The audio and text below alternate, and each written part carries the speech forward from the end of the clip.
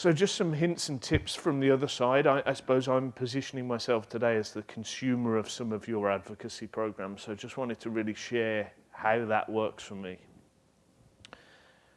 A lot of people will tell you, I'm scared. I don't know what to say on social media.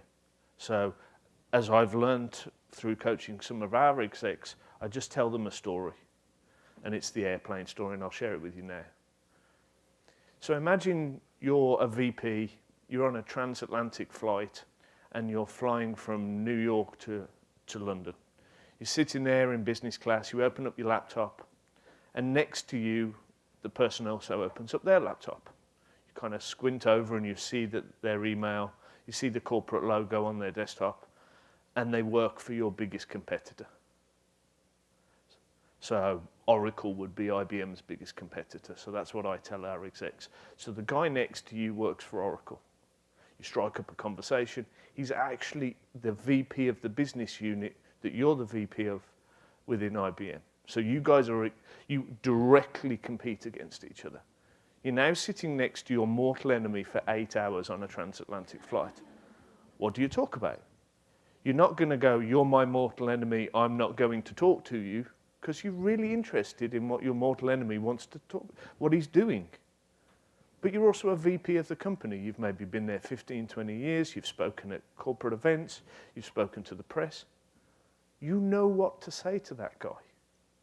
You don't share proprietary information. You don't share your sales funnel. You don't share the intimate details of your customers. But I don't need to tell you that because you're a VP of the company. You know that already. Imagine you're on Twitter and your mortal enemy's following you. You know what to say. Don't overthink it because it's on Twitter. You know what to say. That story connects with VPs and senior leaders because they do know what to say.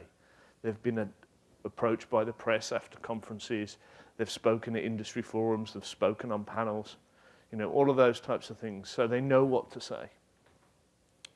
I think another thing I would stress as a consumer of these types of platforms is you guys know all the tools. I'm not a user of Glamp. I'd imagine it's got a fantastic UI and it's really interesting and easy to use. But if you roll one of those out and I don't instantly get it, I'm not going to use it. If you roll one out and then roll another one out and then you expect me to log into this tool and that tool and the other, I'm just not going to do it. You might think they're amazing tools, but I've got a very small attention span. I'm doing you a favor by doing this. It's got to be radically simple for me to engage. Make it really, really, really easy for me to do what you're asking me to do. Show me the value, and I think Tristan talked about this. What am I going to get from it? Engage me in that conversation. What are you going to get? Case studies, and I'll talk about a couple of my colleagues who've done this, but tell me some stories about what I'm going to get from it as an advocate. And Tristan made the point, and I really do agree with it, make me famous. I apologize, I have an ego.